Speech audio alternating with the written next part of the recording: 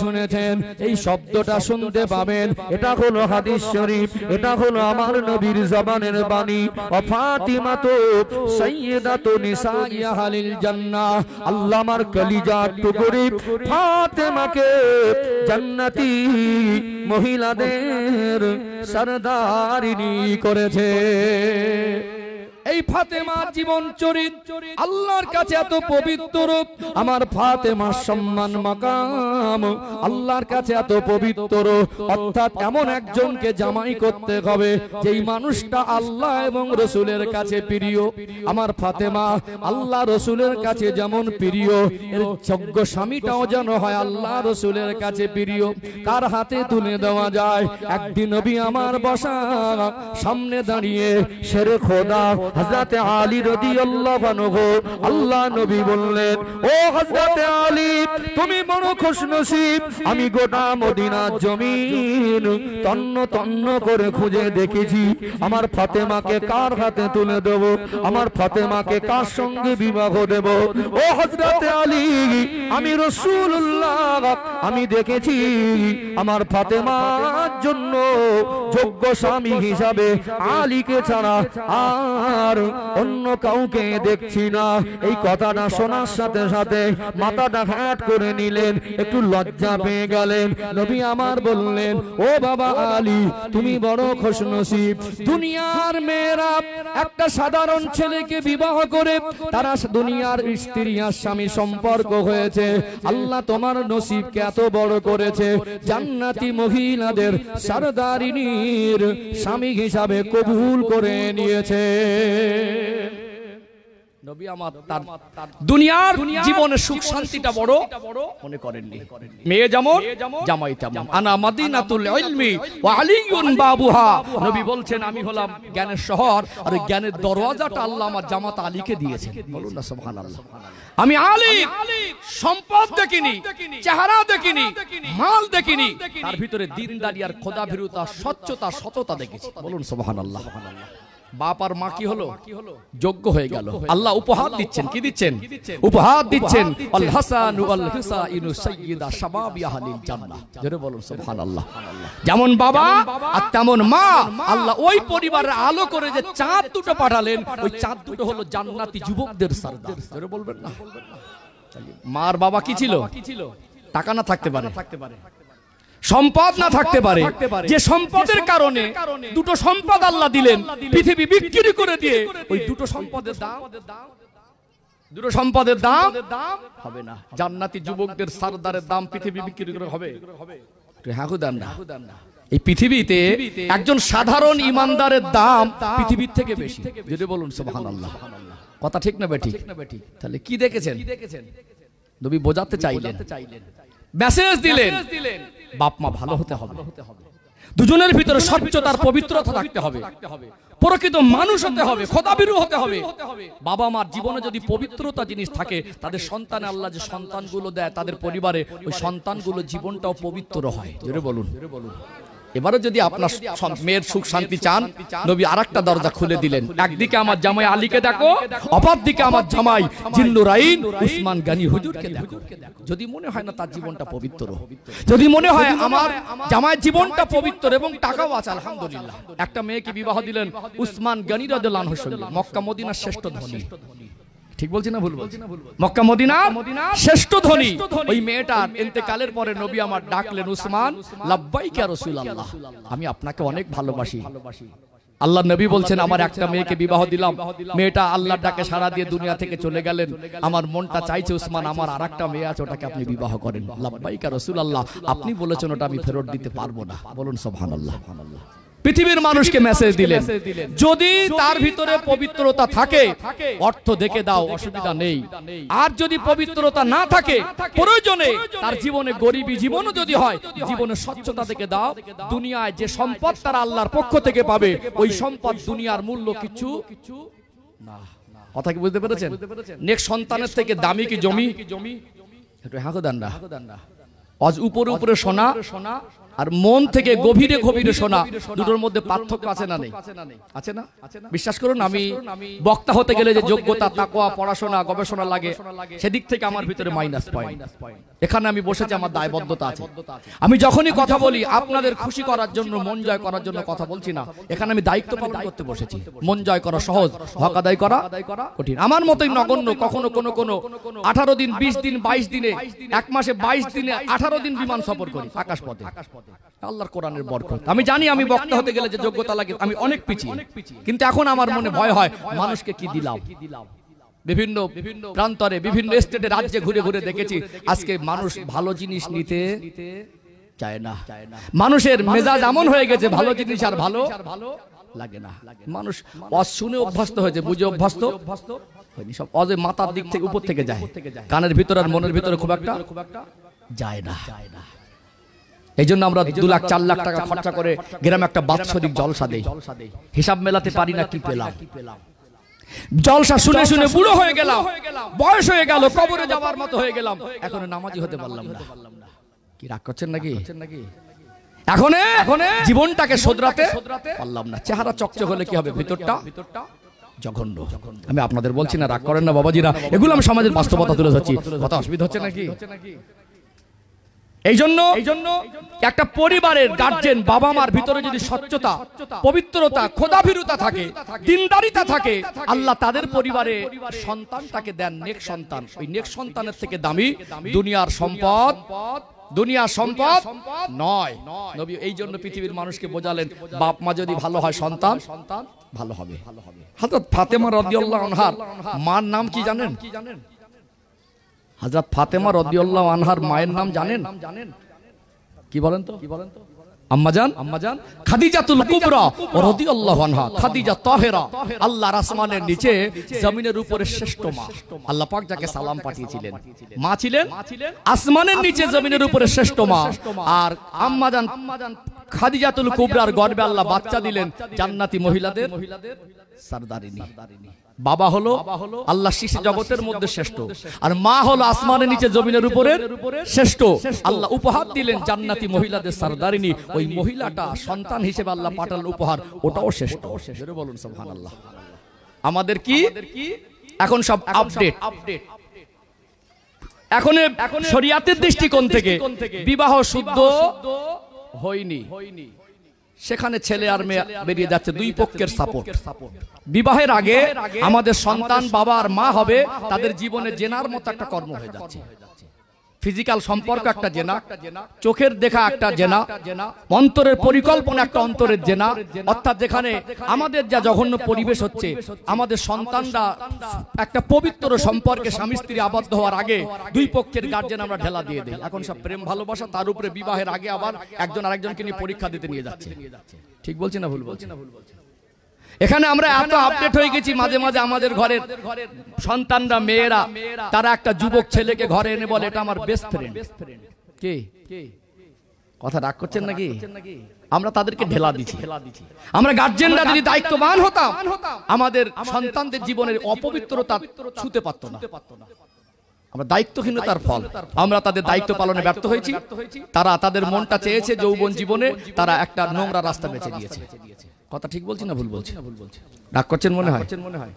আজকে ছেলে আর মেয়েকে বিবাহ দিল, তাদের জীবনে পবিত্রতার প্রয়োজন মনে করলো, মেয়েটাকে ভালো করে মানুষ করবে সেটাও প্রয়োজন মনে করিনি, আর জামাত জীবনের স্বচ্ছতার পবিত্রতা দেখারও প্রয়োজন মনে করিনি। জ্বলন্ত উদাহরণ, যদি একটা মানুষের গাড়ি আর বাড়ি খুব বেশি থাকে, মার্কেটে 50টা দোকান থাকে, একটা গরিবের মেয়েকে যদি পছন্দ করে, এক চান্সে রাজি হয়ে খুব আনন্দ করবে, একবারও জিজ্ঞেস করবে না কলেমা জানে কিনা, একবারও জিজ্ঞেস করবে না নামাজ পড়ে কিনা, একবারও খোঁজ খবর নেবে না মদ খায় না খায় না, এটাও খোঁজ খবর নেবে না।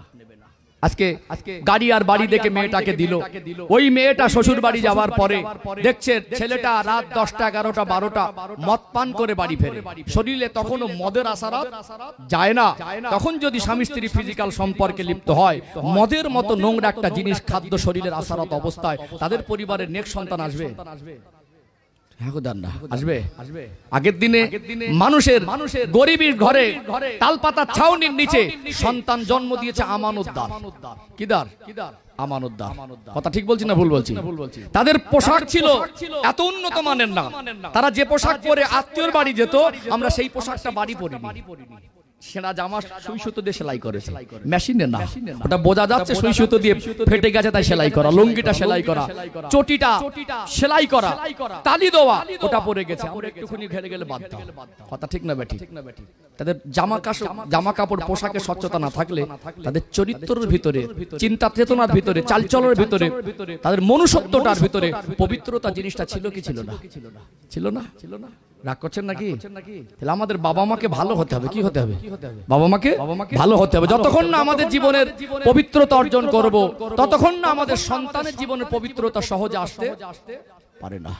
ও ভাইজানেরা, সোনার মানিক যুবকেরা, আব্বারা মায়েরা, আমি প্রাথমিক পর্যায়ে আপনাদের বলছিলাম আল্লাহর ওলি হযরত ইমাম বুখারী রাহমাতুল্লাহ আলাইহি গোটা বিশ্বের মধ্যে বিখ্যাত। তার বাবার মা এমন বিখ্যাত সন্তানকে কেমন করে লালন পালন করেছিলেন একটু জানতে মন চায় কি যায় না? এটা বোঝাতে চাইছি, বাবার মা যদি নেক না হয়, বাবা মার ভিতরে পবিত্র স্বচ্ছতা যদি না থাকে, বাবা মা যদি দায়িত্ববান না হয়, সন্তানদের উপরে যে দায়িত্ব কর্তব্য আছে ওগুলো যদি পালন না করে, সন্তান ভালো হবে কখনো আশা করা যায় না। নবী আমার পৃথিবীর মানুষকে এটা নিজের সন্তানকে দিয়ে বোঝাতে চেয়েছেন না চায় নাই। যাকে এত বেশি ভালোবাসতেন, ওই মেয়েটার দুনিয়ার ভোগ বিলাসের থেকে ওই মেয়েটা জীবনে একটা পবিত্র পুরুষ দরকার, এটা পৃথিবীর মানুষকে বুঝিয়েছেন না বোঝায় নাই। চলুন একটু ইমাম বুখারী রাহমাতুল্লাহ আলাইহির জীবন আদর্শের কথাটা তুলে ধরি, অবাক হয়ে যাবেন। আমরা সন্তান মানুষ করেছি, তার বাবার মা সন্তান মানুষ করেছেন, পন্থাটা কতটা আলাদা হয়ে গেছে একটু বাস্তবের সঙ্গে মেলান। দুনিয়াতে আল্লাহ সন্তান দিলেন, তার আব্বার নাম ছিল ইসমাইল বুখারী রাহমাতুল্লাহ আলাইহি। তার মা ছিলেন পর্দানাশিনা, তার মা ছিলেন নামাজি, তার মা ছিলেন আল্লাহ ওয়ালি, তার মা তাহাজ্জুদের নামাজ আদায় করতেন। দুনিয়া আল্লাহ সন্তান দিলেন। ইমাম বুখারী রাহমাতুল্লাহ আলাইহির আসল নাম হলো মুহাম্মদ। আমাদের নবীর নাম মুহাম্মদ সাল্লাল্লাহু আলাইহি ওয়াসাল্লাম। নিজের সন্তানের নাম রাখলেন ইসমাইল বুখারী রাহমাতুল্লাহ আলাইহি। মুহাম্মদ আদর করে নাম রাখলেন মুহাম্মদ ইবনে ইসমাইল বুখারী। ছোটবেলায় ইমাম বুখারী রাহমাতুল্লাহ আলাইহি দুনিয়া আসলেন, চোখের দৃষ্টি শক্তির সমস্যা। বাচ্চা যদি অন্ধ হয়, দৃষ্টি শক্তির সমস্যা হয়, মার মনে কষ্ট বেশি হবে না কম হবে? আল্লাহ আমি দুনিয়া এত ভালো পথে চলার চেষ্টা করি, আল্লাহ আমার স্বামী হালাল রুজি উপার্জন করে, আল্লাহ আপনি আমাকে সন্তান দিলেন, এই সন্তানটার দৃষ্টি শক্তির সমস্যা। মার কি ঈমান, আল্লাহর সঙ্গে কি মহব্বত ছিল। দুনিয়া সারাদিন সংসারের কাজ করতেন, রাত গভীর হয়ে যেত, বাচ্চাকে ঘুম পাড়িয়ে দিতেন, তাহাজ্জুদের নামাজে বিছানা ছেড়ে উঠে পড়তেন, আল্লাহ পাকের কাছে হাত দুখানা তুলে রোনা জারি করতেন, অঝরে চোখের পানি ফেলে দিতেন, আল্লাহর কাছে কেঁদে কেঁদে দোয়া চাইতেন, ও রব্বুল আলামিন আল্লাহ, ও দয়াময় আল্লাহ, আমার সন্তানের চোখের দৃষ্টি শক্তির সমস্যা, আল্লাহ আপনি বড় দয়াময়, আল্লাহ আপনি বড় মেহেরবান, আপনি তো বান্দা বান্দির চোখের পানিকে কবুল করেন, বান্দা বান্দির চোখের পানিকে পছন্দ করেন। আপনি তো বলেছেন উদউনি আস্তাজিব লাকুম, তোমরা আমায় ডাকো, ওই ডাকে আমি সাড়া দেব। ও দয়াময় আল্লাহ, আমি মা হয়ে আমার সন্তানের জন্য আপনার দরবারে চোখের পানি ফেলে ফেলে দোয়া চাই, আল্লাহ আপনি আমার বাচ্চার চোখের দৃষ্টি শক্তিটাকে ফিরিয়ে দেন। নবী বলেছেন বিগয়রি হিজাব, মায়ের দোয়া, আব্বা জানের দোয়া ডাইরেক্ট সরাসরি আল্লাহ পাকের দরবারে কবুল হয়ে যায়। নবী বলেছেন বিগয়রিহি যাও। মা কাঁদছেন, আল্লাহ একবার ফিরিয়ে দেবেন, দুবার ফিরিয়ে দেবেন, শতবারও যদি ফিরিয়ে দেন, হাজার বার যদি ফিরিয়ে দেন, আমি মা নিরাশ হব না। নবী বলেছেন মা দোয়া কবুল হয়। আল্লাহ আপনি বলেছেন চোখের পানি আমার পছন্দ, আপনি বলেছেন উদউনি আস্তাজিব লাকুম, তোমরা আমায় ডাকলে ডাকে সাড়া দেই। আল্লাহ 1000 বার যদি ফিরিয়ে দেন, আমি নিরাশ না হয়ে আবার একবার বলবো আল্লাহ আমার বাচ্চাকে ভালো করে দেন। মার মন দেখেছেন, এত চোখের পানি ফেলে, এত রোনা জারি করে, রাতে তাহাজ্জুদে উঠে কাঁদতেন। আল্লাহ দয়া হয়ে গেল, আমার আল্লাহ রহমতের দরিয়ায় জোশ মারলেন। বাচ্চা সকাল বেলা ঘুম থেকে উঠবেন, রাতের বেলা মা তাহাজ্জুদ পড়ে ঘুমিয়ে গেলেন। আল্লাহ নবী ইব্রাহিম আলাইহিস সালামের সঙ্গে স্বপ্ন যোগে ইমাম বুখারী রাহমাতুল্লাহ আলাইহির মায়ের দিদার হয়ে গেল। বলুন সুবহানাল্লাহ। ও ইমাম বুখারীর মা, আপনি বহুত কান্নাকাটি করেছেন, রোনা জারি করেছেন, আপনার দোয়াকে আমার নাই, আপনার দোয়াকে আমার আল্লাহ কবুল করে নিয়েছেন। মার ঘুমটা ভেঙে গেল, বাচ্চাকে ঘুম থেকে ওঠালেন। আল্লাহ দয়া, আমার আল্লাহ মায়ের দোয়া কবুল করে নিয়ে ওই অন্ধ বাচ্চার চোখের জ্যোতিটাকে আমার আল্লাহ ফিরিয়ে দিয়েছিলেন। ইমাম বুখারী হওয়ার পিছনে মার অবদান নেই, মার অবদান নেই। অন্ধ বাচ্চা শুধু দুনিয়া এসেছে, মার চোখের পানিতে আল্লাহ তার চোখের দৃষ্টিশক্তি শুধু ফিরিয়ে দেয়নি, আল্লাহ তাকে ইমাম বুখারী বানিয়ে দিয়েছেন। জোরে বলুন। আমরা কজন বাবা মা আমাদের সন্তানের জন্য চোখের পানি ফেলি? আমাদের মনটা সংকুচিত, আল্লাহর কাছে চাওয়া ভুলে গেছি, আল্লাহর কাছে চাওয়াটাই ভুলে গেছি। আমরা চাইবো কখন? নামাজই পড়ি না। আমরা চাইবো কখন? আজকে এত আল্লাহ সুখ শান্তি দিলেন, ঘরের ভিতরে সে কোরআন খতম আর হয় সেই রকম ভাবে? এখন সব সিরিয়াল খতম হয়, কি হয়? নাটক খতম হয়। আমাদের ঘরের প্রেগন্যান্সি অবস্থা একটা মা, এরা এখন মেলা বেড়াতে যাচ্ছে, মার্কেটিং করতে যাচ্ছে। আগের দিনে এই গুরুজনদের মানার একটা সিফাত ছিল। শাশুড়ি বলতো, বৌমা পেটে বাচ্চা, পুকুর ঘাটে যেও না এখন সন্ধ্যাবেলা, যেখানে সেখানে দুপুর বেলা ঘরে চলো, ঘরে চলো, এইটুকু শাসন করতে। কত সংসারের কাজ, মাগরিবের নামাজ পড়ে পেটে বাচ্চা নিয়ে কত কষ্ট করে কাজ করে কোরআন তেলাওয়াত করত। মনে নিয়েছিল যে আমার পেটে বাচ্চা থাকা অবস্থায় যত কষ্ট কোরআন শরীফটা খতম করব। আর এখন মেয়েকে দেখতে যাওয়ার সময় জিজ্ঞাসা করে, মা তুমি কোরআন শরীফ পড়তে জানো? বলো 3 বার খতম করেছি। 5 বছরে কোরআন শরীফ খুলেই দেখি, 3 বছরে খুলেই দেখি। কথা ঠিক বলছি না ভুল বলছি? চাইবে কখন? মোবাইলে পাগল, চাইবে কখন? ঘোরাফেরায় পাগল। আল্লাহর কাছে চাইতে হবে, নেক সন্তান কামনা করতে হবে। পৃথিবীতে আল্লাহ পৃথিবীর মানুষকে শিক্ষা দিয়েছেন কোরআন শরীফে। অতীতের কিছু ঘটে যাওয়া নবীদের জীবনী, আল্লাহ ওয়ালাদের জীবনী কোরআন শরীফে আছে না নেই? আছে না? 1000 বছর আগের ঘটে যাওয়া ঘটনা আল্লাহ কোরআন শরীফে কেন দিলেন? যাতে আমরা সেগুলো দেখে শিক্ষা নিতে পারি। কথা ঠিক না বেটি? এই মা দোয়া কবুল হয়েছে, এর পিছনে একটা বড় কারণ, ওই কারণটা একটু বলে দেই, তাহলে ক্লিয়ার হবে ইনশাআল্লাহ। আল্লাহ ও ভাইজানেরা, সোনার মানিক যুবকেরা, আব্বারা মায়েরা, মায়ের দোয়া কবুল হয়েছিল, এর পিছনে অন্যতম কারণ ছিল মা। তিনি শুধু নেক ছিলেন এমন নয়, তার আব্বার জীবনে ছিল স্বচ্ছতার পবিত্রতা। দোয়া কবুলের শর্ত হলো হালাল খাদ্য খেতে হয়। কি খাদ্য খেতে হয়? হালাল খাদ্য যদি না খান, দোয়া কবুলের শর্তের খেলাফ হয়ে যায়। ওই দোয়াটা কবুল হওয়ার সম্ভাবনাটা অনেকটা কমে যায় কি যায় না?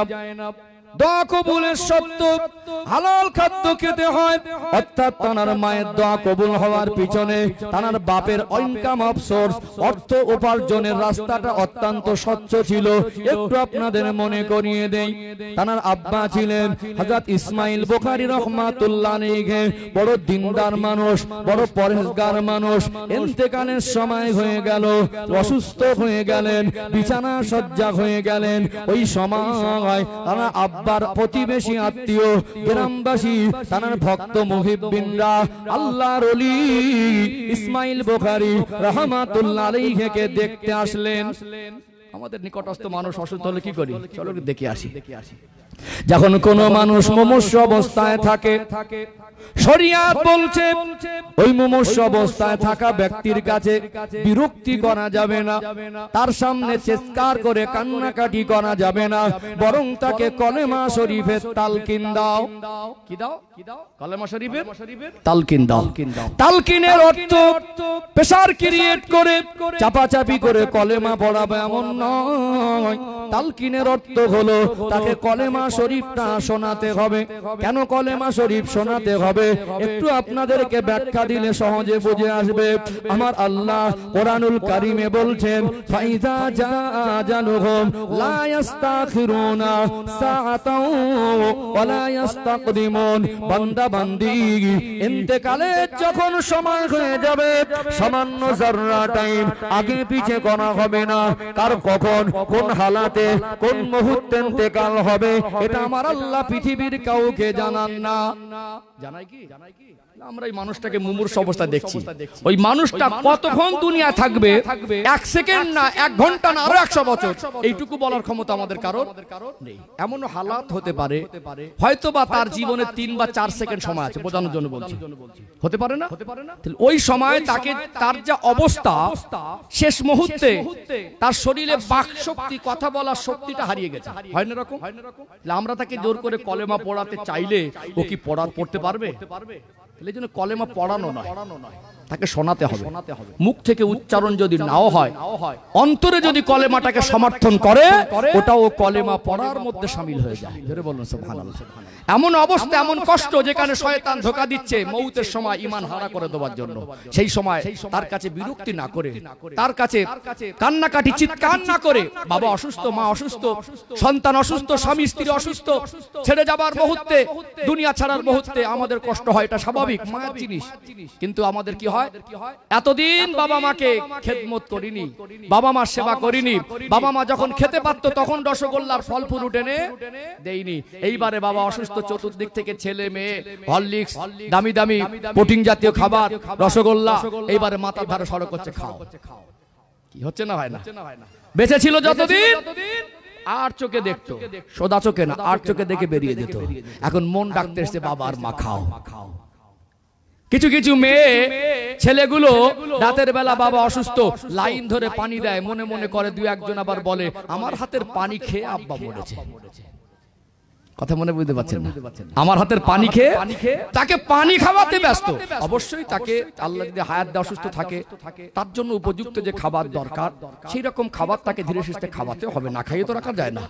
আমরা কি করি, মনে মনে করি এই চলে গেল ধরে বেঁধে এখানে গিয়ে কান্নাকাটি, খুব চিৎকারের একটা আওয়াজ, এ গালে একটু রসগোল্লা রস দেয়, একটু ফলের রস দেয়, এ মনে করছে আমি বাবার গালে পানিটা দিলে আর আমার বাবা যদি ওই পানিটা খায়, আমার বাবা মনে হয় জান্নাতে চলে যাবে, এরকম একটা অবস্থা। অথচ আব্বাকে দেখতে এসেছে 3 দিন বাপের বাড়িতে, 1 ওয়াক্ত নামাজ পড়িনি।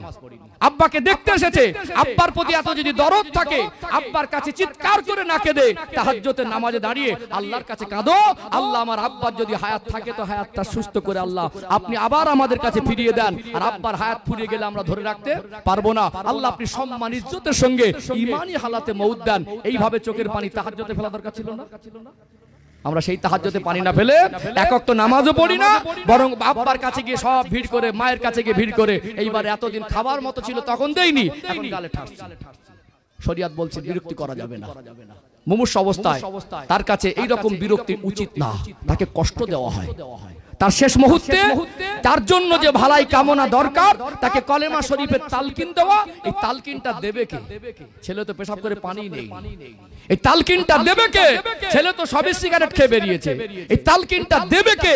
ছেলের মুখে তখনও তো বিড়ির গন্ধ, ওই মুখ থেকে বাবাকে তালকিন দেবে? রাগ করছেন নাকি? কথা অসুবিধা হচ্ছে? তালকিনটা দেবে কে? ছেলে আর মেয়ে। রাত 2টোর সময় ইমাম সাহেব ঘুমাচ্ছে, ছেলে আর মেয়ে।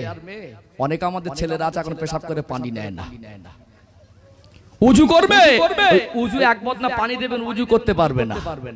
আমাদের কিছু বাবা আছে, ছেলের ছবি নিয়ে ঘরে বিয়ের সময় ছেলে দেখেছি হিরোর মতো লাগছে, ও তো গালাগালির হিরো, ও তো তেরঙ্গা গুটকা শেখর শান্তি খাবার হিরো, ও তো বিড়ি সিগারেট খাবার হিরো, মদ খাবার হিরো। হিরো তো সে ফজর আজান শুনে মসজিদে যায়, যে হিরো তো সে দুনিয়া যখন চতুর্দিকে ফিতনা ফাসাদ, নবীর ভালোবাসা বুকে আঁকড়ে ধরে সুন্নাত চেহারা নিয়ে ঘুরেছে।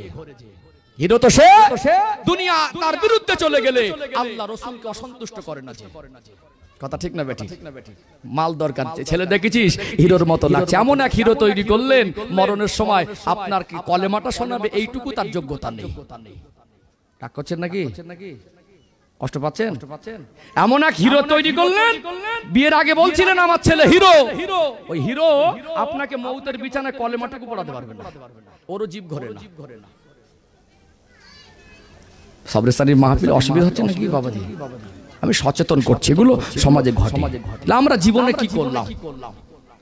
আমরা আমাদের জীবন ভর কি করলাম? যে সন্তানকে আমরা আমাদের সর্বাপেক্ষা আমাদের আল্লাহ এবং রাসূলের পরে সন্তানকেই বেশি ভালোবাসি। কথা ঠিক না বেটি? যে সন্তান মায়ের সামনে যদি হোঁচট খেয়ে পড়ে যায়, ওই আঘাতটা মার কলিজা ধাক্কা লাগে। সেই সন্তানের জীবনটা আমরা কোথায় ঠেলে দিলাম? ছোট থেকে ওই বাচ্চাটাকে কলেমা শেখাতে পারতাম না, সূরা ফাতিহা শেখাতে পারতাম না? অবশ্যই পারতাম, আমরা শেখাইনি তাকে। আপনি দাদু বাজারে মার্কেটে ঘুরতে যান, বেড়াতে যান, চকলেট, লরেন্স, ক্যাডবেরি, একটা চিপসের প্যাকেট, একটা ছোট কেক, আপনি এগুলো নিয়ে বাড়িতে আসেন, ছোট ছোট নাতিপোতাদের আদর করে জড়িয়ে ধরেন। দাদু নানু এগুলো আদরের জিনিস, নাতিপোতা এগুলো আদরের জিনিস। বুকে জড়িয়ে ধরে বলতেন, দাদু ভাই একবার সূরা ফাতিহা আমি পড়ছি, আমার সঙ্গে তুমি একবার পড়ো তো। প্রত্যেক দিন খাবারটা এনে যখন হাতে দেবেন, দাদু ভাই একবার আমি কলেমাটা পড়ছি, আমার সঙ্গে তুমি একবার পড়ো তো। দুবার পড়িয়ে বলতেন, দাদু ভাই তুমি তো খুব ভালো, তুমি আমার সঙ্গে কোরআন শরীফের সূরা মুখস্থ করো, তোমাকে নামাজি হতে হবে, তুমি আমার সঙ্গে কলেমা মুখস্থ করো। দাদু ভাই এই বিছানায় ঘুমাতে গেলে ঘুমানোর সময় কোন দোয়াটা পড়তে হয় আমার সঙ্গে পড়ো তো। খাবারটা বের করে দিতেন, মেজাজ হতো। দাদু ভাইয়ের সঙ্গে ঘুমানোর দোয়া শিখলে, ওযুর দোয়া শিখলে, দাদু ভাইয়ের কাছে কলেমা মুখস্থ করলে, দাদু ভাইয়ের কাছে তাশাহুদ, দরুদ শরীফ, দোয়া মাসুরা মুখস্থ করলে, দাদু ভাই আমাকে খাবার দেয়। মেজাজ হতো না? আমরা বলি, দাদু ভাই ওই বিড়ির বান্ডিলটা এনে দাও তো। দাদু ভাই ওই তামাকের ডিব্বা, তামাক, মতিয়ার তামাকের ওই যে কোটোটা আছে বালিশের তলায়, ওটা একটু এনে দাও তো। মুখে একটা চুমু খেয়ে বলছে, দাদু ভাই আমার সোনা দাদু। আমরা মনে করি হুজুর আসবে বলে দেবো, হুজুর কুচে দেন, সমাজ পরিবর্তন হয়ে যাবে। আপনি দায়িত্ববান হতে হবে আপনাকে। আপনার জীবনে স্বচ্ছতার পবিত্রতা দরকার। আপনি যদি চাইতেন আপনার বাড়ি ওই সোনার মানিক ফুটফুটে পোতা, অনেকে আবার বলে সুদের থেকে সুদের মায়া বেশি। বৌমা একটু রেগে গিয়ে নাতিপুতিকে শাসন করেছে, ওই নিয়ে ঝগড়া মারামারি দেখেছে। হয় না? হয় না? আমার সামনে এভাবে মারলে সহ্য করবো না। আদর দেখা, সত্যিকারে যদি আদর দেখাতেন, জাহান্নামের আগুন থেকে তাকে বাঁচানো দরকার ছিল কি ছিল না? তার জন্য কতটুকু দায়িত্ব, কত পার্সেন্ট দায়িত্ব আপনি পালন করেছেন? 18 বছর ধরে তাকে তার সামনে কতবার গালাগালি দিয়েছেন, তার সামনে ইসলামের কোনো শিক্ষা আপনি দেন। আজকে অনেক বাবা আর মা আছে দেখবেন, এখন ছেলে মেয়ের সামনে মোবাইল চলছে। বেহায়াপনা বাড়তে বাড়তে বাড়তে বাড়তে আজকে সমাজে যারা সমাজে এক শ্রেণীর মানুষ, তাদের টাকা পয়সা, শিক্ষা, সম্মান সব আছে, দুটো পয়সা হয়েছে, শিক্ষা আছে, এলাকার মানুষ তাকে বিশিষ্ট জন বলে। অথচ ওই বাড়ির স্ত্রী সাবালিকা মেয়েদেরকে গার্জেন সাথে করে নিয়ে বেরোচ্ছে, পর্দার কোনো বালাই, পর্দার কোনো বালাই নেই। কথা ঠিক বলছি না? বলবো আমরা বলছি আপডেট হয়েছি। একটা সাবালক ছেলে যার বয়স 20 বছর 18 বছর, ওই ছেলেটা বাবার মার সামনে, সাবালিকা বোনের সামনে, বাড়িতে একটা ভাবি আছে তার সামনে হাফ প্যান্ট পরে ঘুরছে। কি পরে ঘুরছে? ওই হাফ প্যান্টের কাপড়টাও এত নরম, এত মোলায়েম, এত সফট। কাপড়টা হাফ প্যান্টটা পরেছে, ওই হাফ প্যান্টটা পরা এ তো জঘন্য একটা গোনা, একটা ফরজ আইনের সীমা লঙ্ঘন, আমি বলছি খুলে। তারপরেও ওই হাফ প্যান্ট পরার পরে, এখন যা ক্যাটাগরির হাফ প্যান্ট, ওই হাফ প্যান্ট পরার পরে ওর দিকে দৃষ্টি নিক্ষেপ করতে গেলে লজ্জা আপনার মাথা হাট হয়ে যাবে। সপরিবার আমরা বলছি আমাদের ছেলের আপডেট, আমরা তাদের কি আদর্শ দিলাম, কি শিক্ষা দিলাম, তাদের জন্য কি করলাম? আমাদের বাবা মার ব্যর্থতার কারণেই আজ আমরা গাড়ি বাড়ির উন্নতি করছি, আমাদের সন্তানদের জমি জায়গা কিনছি, কিন্তু আমাদের সন্তানের ভিতরে প্রকৃত পবিত্রতা, স্বচ্ছতা, প্রকৃত আল্লাহ এবং রাসূলের আদর্শে আদর্শিত করার ক্ষেত্রে আমরা অনেকটা পিছিয়ে পড়েছি। কথা ঠিক না বেটা? আমরা বলি হুজুর একটু পর্দা রস করেন তো, মনে করি পর্দা সব মায়েদের, ছেলেদের যে পর্দা আছে এটা অনেকে বোঝেই না। একটা মেয়ে সতত যদি চুল ঢাকতে হয়, কান ঢাকতে হয়, হাতের কবজি পর্যন্ত ঢাকতে হয়, পায়ের গোড়ালি পর্যন্ত ঢাকতে হয়, এটা যদি পর্দার বিধান হয়, পূর্ণাঙ্গ মুখটাও ঢাকা, এটা পরিপূর্ণ পর্দা। তাহলে একটা মেয়ের যদি সতর হয় শরীর ঢাকা, একটা পুরুষের সতর হলো নাভির নিচে কাপড় নামানো যাবে না, আর হাঁটুর উপরে কাপড় তোলা যাবে না। একটা মেয়ে যদি অর্ধনগ্ন হয়ে হাফ প্যান্ট পরে ঘোরে, একটা এক্সারসাইজ গেঞ্জি পরে ঘোরে, সে যত পরিমাণে গুনাহগার হবে, সে যতটা অপরাধী শরীয়তের দৃষ্টিকোণ থেকে হবে। একটা সাবালক ছেলে যদি হাফ প্যান্ট পরে ঘোরে, সমপরিমাণ গুনাহ হবে, সমপরিমাণ দোষে দোষী। কিন্তু আমরা অনেকে বোঝার চেষ্টা করি না। আমি আমার ছেলেকে ছোট থেকে যদি আদর্শবান করাই, আমাকে কেউ যদি বলে হুজুর আপনাকে আমি 2 লক্ষ টাকা দেবো, একটা স্যুট আর একটা শার্ট পরে আপনাকে একদিন ঘুরে আসতে হবে, আমার দ্বারা সম্ভব হবে? আমার কাছে 2 লাখ টাকার থেকে আমার ইজ্জতটা ছোট না। কথা ঠিক না বেঠিক? এই জিনিসটা আমার ভিতরে এমনি আসেনি। ছোট থেকে আমাকে যে লেবাস পোশাকে, আমাকে যে চিন্তা চেতনার মধ্যে থেকে চলতে হয়েছে, যে প্ল্যাটফর্মের মধ্যে আল্লাহ আমাকে বড় করেছেন, সেখানে আমার কাছে 2 লাখ টাকাটা তুচ্ছ মনে হবে, আমার সম্মান ঐতিহ্যটা আমার কাছে বড় মনে হবে। কথা ঠিক না বেঠিক? আজকে আমাদের সন্তানদেরকে নিজের ঐতিহ্য কি, নিজের সম্মান কি, নিজের পার্সোনালিটি কি, আল্লাহ পাক তার রাসূলকে সৃষ্টি জগতের মধ্যে শ্রেষ্ঠ করে, আল্লাহ সবথেকে উত্তম আচার অধিকারী করে আল্লাহ কোরআনুল কারীমে সার্টিফিকেট দিচ্ছেন, ওয়া ইন্নাকা লা আলা খুলুকিন আযীম। আমি আমার হাবিবের চরিত্রকে মহান চরিত্র করেছি। যে চরিত্র আল্লাহর পছন্দের, যে চরিত্র প্রকৃত মানুষের শ্রেষ্ঠত্বের বজায় থাকে, সেই প্রকৃত চরিত্রের আদর্শে আমরা আমাদের সন্তানকে আদর্শিত করতে পারিনি। ভিন্ন ধর্মদের অবলম্বীদের কালচার, ফ্যাশনের মডার্নগিরি দেখাতে গিয়ে আমরা শরীয়তের আইনগুলো জবাই করে আমরা আমাদের ছেলেকে হিরো বলে সাব্যস্ত করি। এটা বাবা মার একটা চরম ব্যর্থতা, যার কারণে আজকে বাবা মার দায়িত্বহীনতার ফল আজকে সমাজে বেয়াদবি ছেয়ে গেছে। কথা ঠিক বলছি না ভুল বলছি? নবী আমার সোনা জবানে বললেন, আল হায়াউ শুবাতুম মিনাল ঈমান। হায়া লজ্জা এটা হলো ঈমানের একটা অঙ্গ। আমাদের শরীরের বিভিন্ন অঙ্গ প্রত্যঙ্গ আছে না নেই? চোখ একটা অঙ্গ, হাত একটা অঙ্গ, পা একটা অঙ্গ, লিভার একটা অঙ্গ, হার্ট একটা অঙ্গ, কিডনি একটা অঙ্গ। দুনিয়া আমরা মানুষ, আমাদের শরীরের কোন দামি একটা পার্টস যদি অকেজো হয়ে যায় বা অসুস্থ হয়ে যায়, গোটা শরীরটা আনব্যালেন্স হয়ে যায় কি যায় না? অনেকে সুগার হয়েছে, সুগার কি জানে না। আমি ডক্টর না, তারপরে আমার ক্ষুদ্র অভিজ্ঞতা বলছি। সুগার একটা হরমোন, সুগার একটা এক জাতীয় হরমোন, যেটা অতিরিক্ত বেড়ে যায় তাকে বলে সুগার হাই হয়ে গেছে। এই হরমোন বৃদ্ধি হওয়ার কারণে শরীরটা আনব্যালেন্স লাগে না? শরীরে একটা দামি দামি পার্টস, আপনার কিডনি নষ্ট হয়ে গেল, শরীরের পেশাবের যে সিস্টেম পদ্ধতি, এই জিনিসটা আনব্যালেন্স হয়ে যায় না? আপনার যে সুস্থভাবে শ্বাস প্রশ্বাস নিচ্ছি, হার্ট যদি অকেজো হয়ে যায়, শরীরটা অসুস্থ হয়ে যায় কি যায় না? একটা অঙ্গ প্রত্যঙ্গ যখন অসুস্থ হয়, অকেজো হয়, গোটা বডিটা আনব্যালেন্স হয়ে যায়।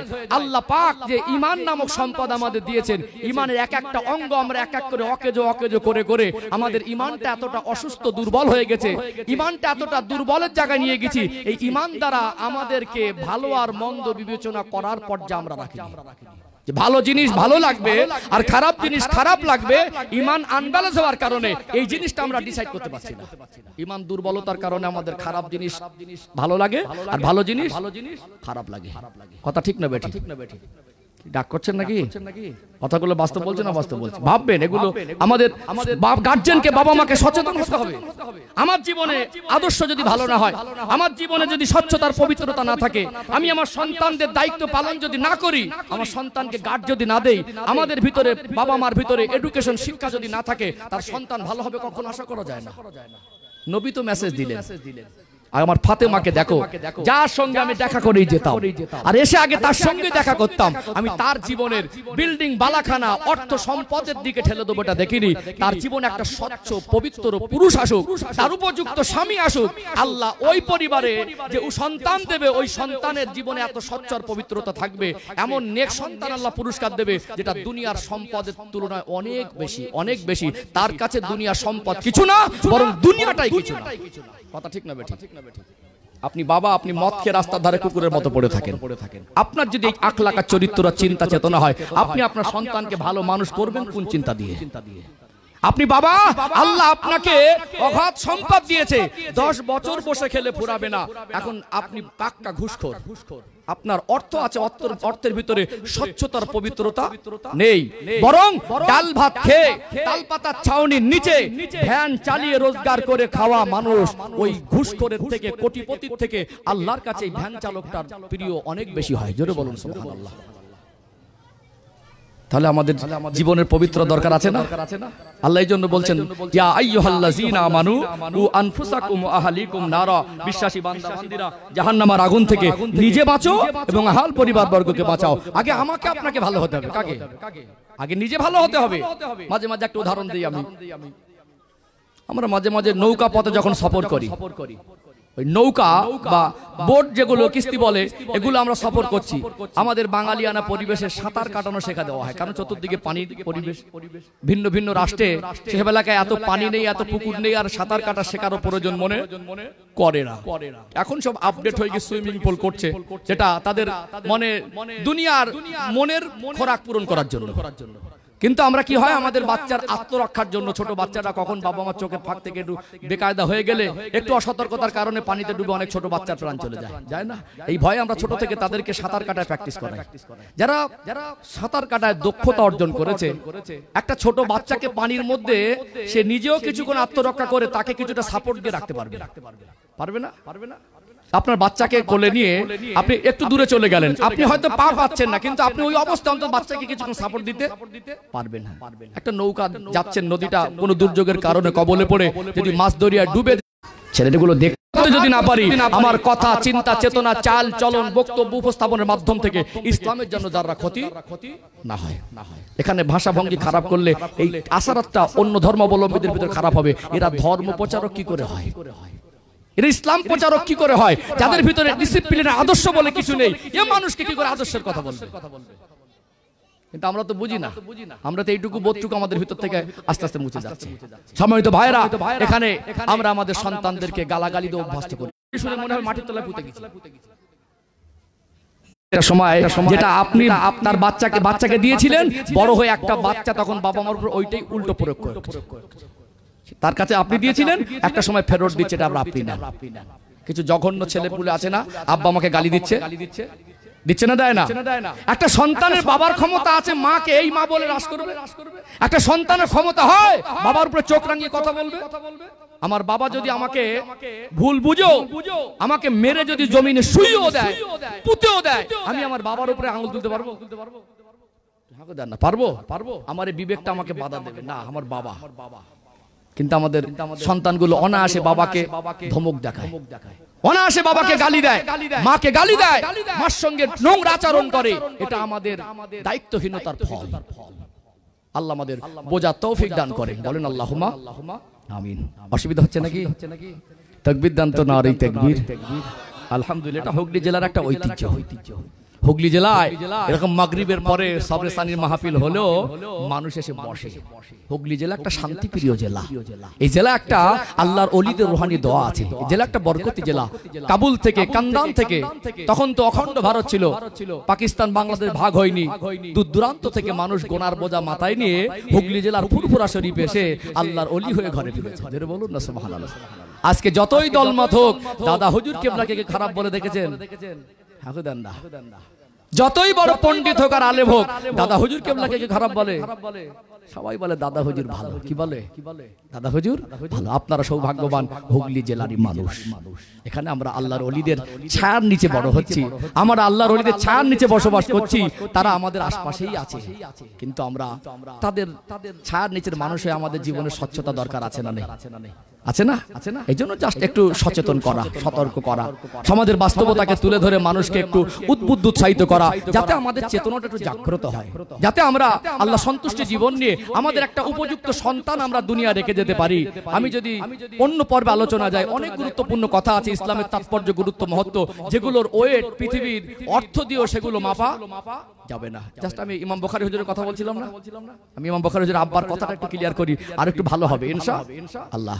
মনে আছে আপনাদের, আমি ছেড়েছিলাম যে বাবা মা যখন অসুস্থ হয়, তখন আমরা তাদেরকে খাবার সময় যখন ছিল, খেদমতের সময় ছিল, সেই সময় খেদমত না করে মাথার ধারে ফল সড়ো করে দেই, হরলিক্স সড়ো করে দেই। এইবারে মনে করে আমি দেবো, মনে করে আমি দেবো, বলছিলাম না? এই জায়গা ছেড়েছিলাম। মুমূর্ষ ব্যক্তিকে বিরক্তি করা যাবে না। কলেমার তালকিনের অর্থ জোর করে চাপাচাপি করে পড়িয়ে দেবো এমন নয়। কলেমার তালকিনের অর্থ তাকে শোনাতে হবে। কি করতে হবে? তাকে শোনাতে হবে, এটা শিখে নেন তাকে। আর যদি কাঁদার দরকার হয়, আপনি অবশ্যই কাঁদুন, কোরআন তেলাওয়াত করে আল্লাহর কাছে কাঁদুন। বাবার জন্য, মায়ের জন্য আপনার কষ্ট হচ্ছে, তাহাজ্জুদ পড়ে আল্লাহর কাছে কাঁদুন, আল্লাহ আমার বাবা আর মার যদি হায়াত থাকে তো আপনি সুস্থ করে দেন, আর যদি হায়াত না থাকে আমরা ধরে রাখতে পারবো না, আপনি সম্মান ইজ্জতের সঙ্গে ইমানি হালাতে মউত দেন। এই কান্না না করে এই এখন তো সব টোটো ভ্যান ব্যাঙের মতো লাফিয়ে পড়েছে। বাবা অসুস্থ, আবেগ ধরে রাখতে পারেনি, টোটো ভ্যান ব্রেক মারিনি, তখন সাইড থেকে লাফিয়ে পড়ে এত জোরে চেঁচাচ্ছে, গিয়ে বাবার যা ওই অবস্থা, ওখানে এত চিৎকার মেরে কান্নাকাটি হয়, মানুষটার কলেমা পড়ার পরিবেশ আর সুষ্ঠুভাবে শেষ মৌতের সময় তার কলেমা নসিব হবে। দেখতে এসেছে 3 দিন, মেয়ে 1 ওয়াক্ত নামাজ পড়েনি। এরকমও হয় বাবা মারা গেছে, বলে 4 দিন থেকে তারপরে যাব, কি 1 সপ্তাহ বাবার বাড়ি থাকি, মন মধ্যে ভালো না, ওই 1 সপ্তাহে 1 ওয়াক্ত নামাজ পড়িনি, একটা কোরআনের আয়াতও পড়িনি, আল্লাহর কাছে দোয়া করবে কি?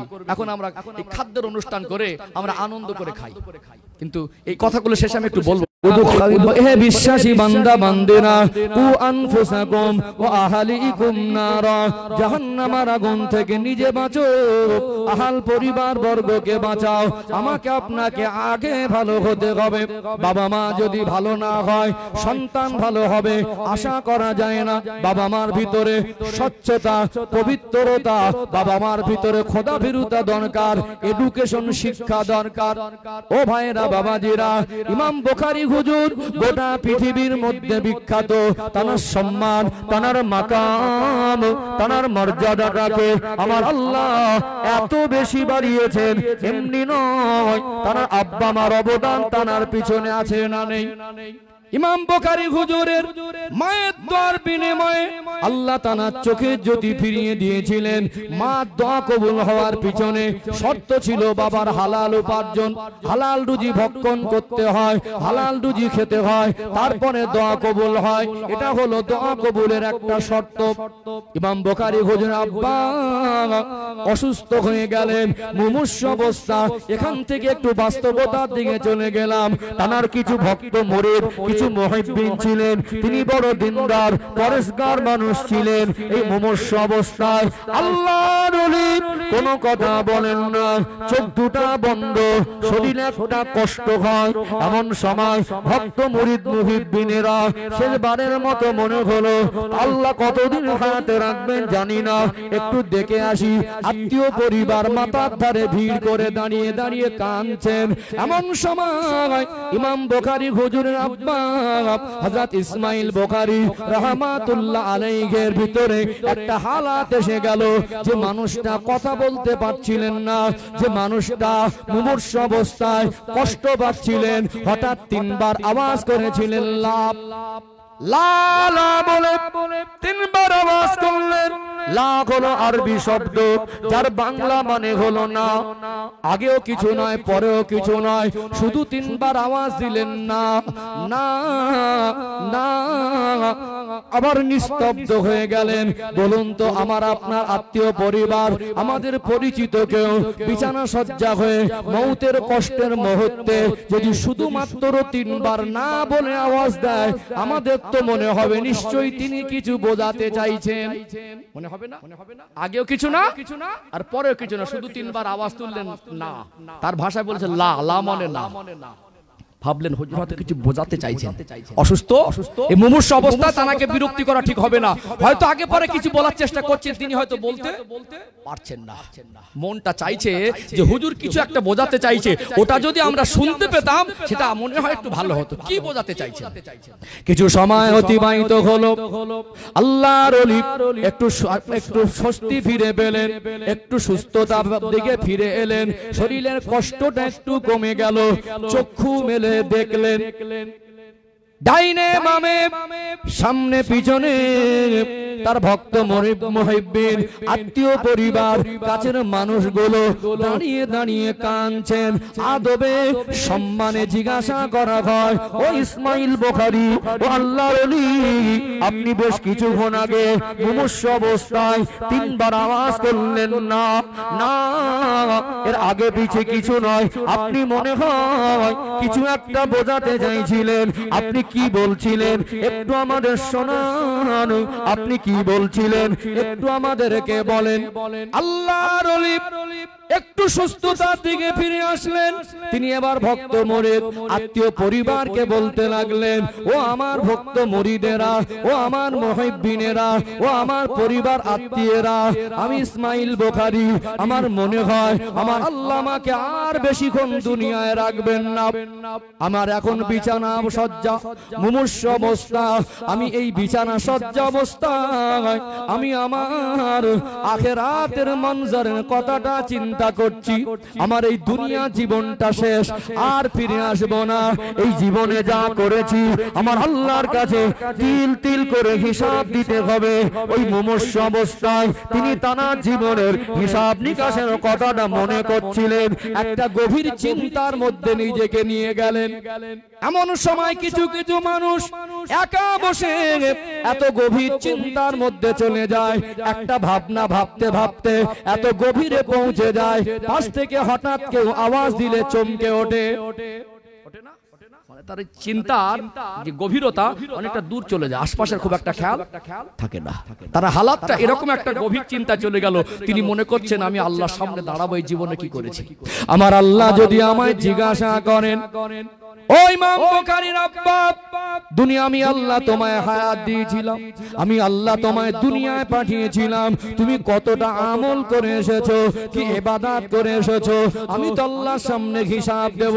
আমার আল্লাহ যদি আমায় জিজ্ঞাসা করে, ও ইসমাইল বুখারী, কি এমন আমল করে এসেছো, ওই সময় আমার আল্লাহর সামনে দাঁড়িয়ে বলবো, আল্লাহ নামাজ পড়েছিলাম, রোজা রেখেছিলাম, হজ করেছিলাম, কুরবানি দিয়েছিলাম, দান খয়রাত করেছিলাম, জিকির আজকার করেছিলাম। আল্লাহ পাক আমার জীবনের কোন আমল নিখুঁত আর সলিড এটা আমি বলতে পারবো না।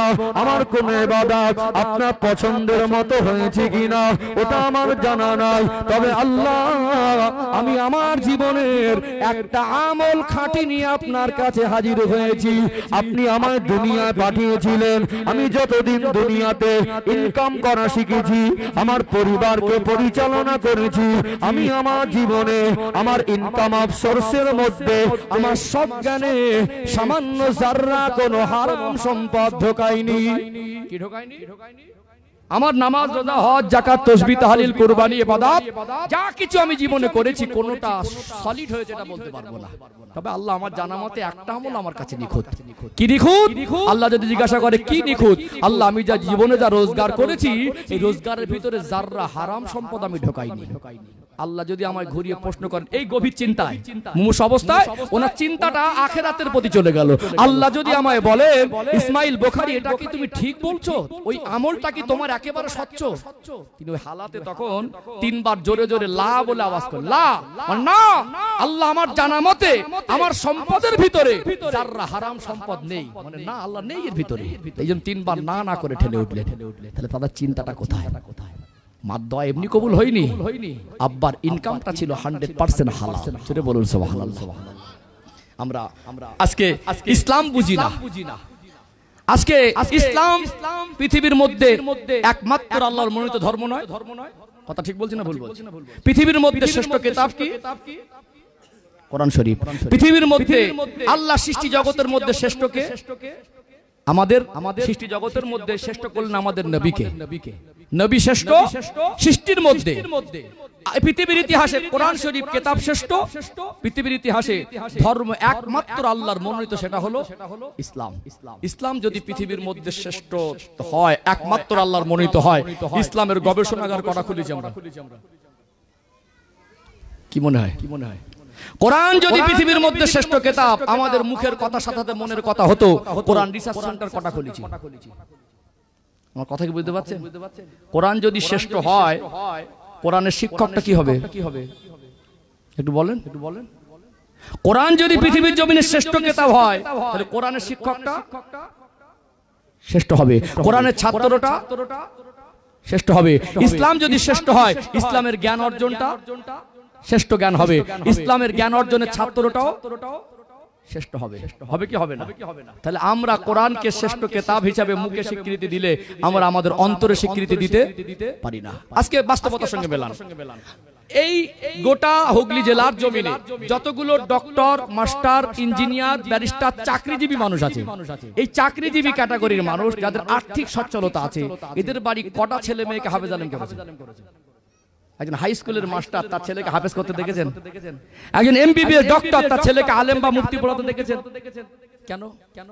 আল্লাহদের সমাজে সম্মান দিয়েছে এই ডাক্তার সাহেব, বিশিষ্ট জন্য একটা সম্মান আছে, লোকটা জ্ঞানী গুণী শিক্ষিত মানুষ, আমরা সম্মান করি না?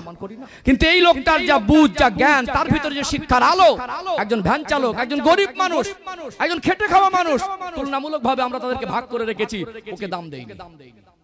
যাদেরকে সমাজের আমরা জ্ঞানী মনে করি, বিশিষ্ট মনে করি, যাদেরকে সমাজে আমরা সম্মান করি, সম্মানের উপযুক্ত মনে করি, তাদের পরিবার সন্তানগুলো শ্রেষ্ঠ কিতাবের শিক্ষা কেন করি না? এই কথাটা কোনদিন ভেবেছেন? ভেবেছেন?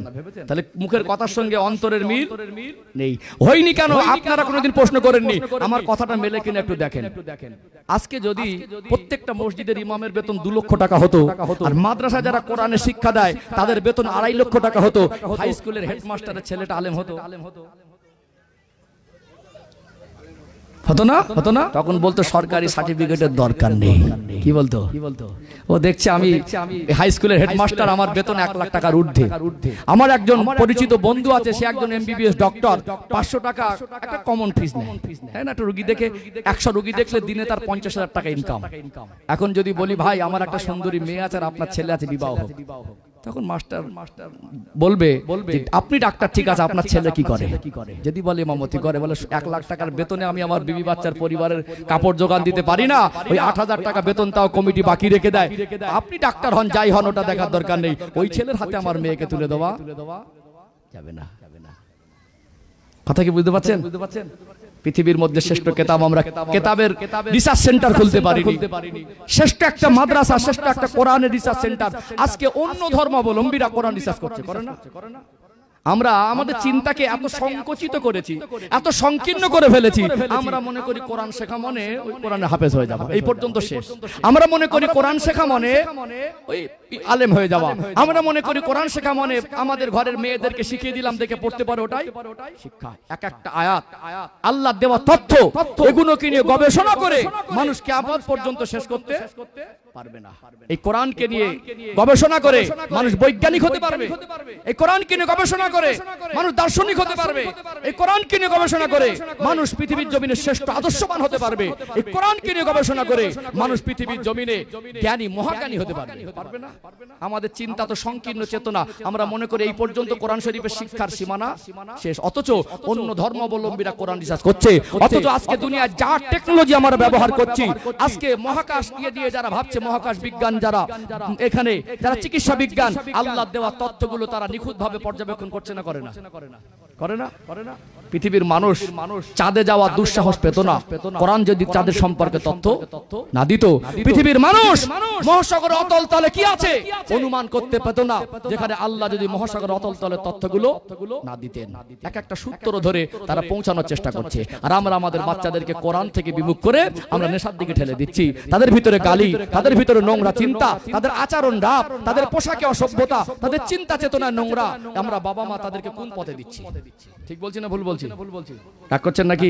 আজকে দেখুন এই যে সুদ জিনিসটা, আজকে অন্য ধর্মাবলম্বীরা তারা ইসলামকে নিয়ে গবেষণা করছে, ইসলাম ধর্মকে কিভাবে পৃথিবী থেকে মুছে দেওয়া যায়, কিভাবে। এদের যদি আল্লাহর কাছ থেকে মানে মুখ ফিরিয়ে এরা যদি আলাদা পথে চালাতে হয়, সুদ নামক জিনিসটাদের ভিতরে ঢোকাতে হবে। যখন এদের হারামখোর বানিয়ে দেবো, এদের চোখের পানি আল্লাহর কাছে আর কবুল হবে না। এই জন্য তারা পরিকল্পনা করে আমাদেরকে আল্লাহ থেকে বিমুখ করে দেওয়ার কারণে একটা টোপ দিল, আমরা সহজে সেটা গিলে নিলাম। মানে তারা রিসার্চ করে ইসলাম ওয়ালাদের ক্ষতি করার ফাঁদ পেতেছে, আর আমরা ইসলামের অনুসারী হয়ে ইসলামকে না বুঝে সেই ফাঁদে পা দিয়েছি। ঠিক বলছি না ভুল বলছি? পৃথিবীতে একজন ইমানদারের দাম পৃথিবীর থেকে বেশি। আমি যেখানে কিছু তথ্য দেই, তো কটার সময় ছাড়বো? আমি যেখানে একটু কিছু তথ্য দেই ইসলাম সম্পর্কে, কয়েকটা তথ্য আমি একটু তুলে দেই, একটু ক্লিয়ার হবে ইনশাআল্লাহ। একটু তাকবীর দেন তো, নারে তাকবীর, আলহামদুলিল্লাহ। আর একটু প্রাণ ভরে আওয়াজ দেন, নারে তাকবীর। মাশাআল্লাহ।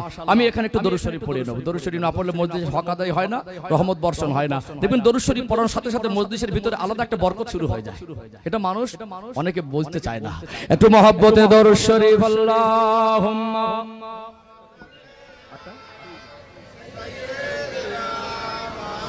না অসুবিধা না। ওয়া আলা আলি সাইয়্যিদিনা हब अहमद अजल ही सीने में है, मैं आँखों मेरा दिल मदीने में गए। फूल तो फूल काटूं क्या हुस्न है, लुत्फ जन्नत से बढ़कर मदीने में गए। अल्लाहुम्मा सल्ले अला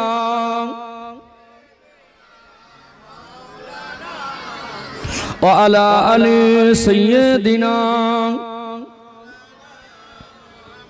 इन हवाओं से कह दो ना आए इधर, मुझको खुशबू की कोई जरूरत नहीं, जिनके खुशबू से महका सारा जहां, वो खुशबू नबी के पसीने में है। अल्लाहुम्मा सल्ले अला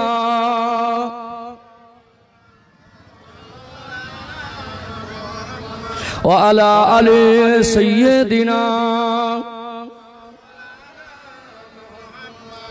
সম্মানিত ভাইরা, বাবাজিরা, এখানে আমি কয়েকটা তথ্য তুলে দেই।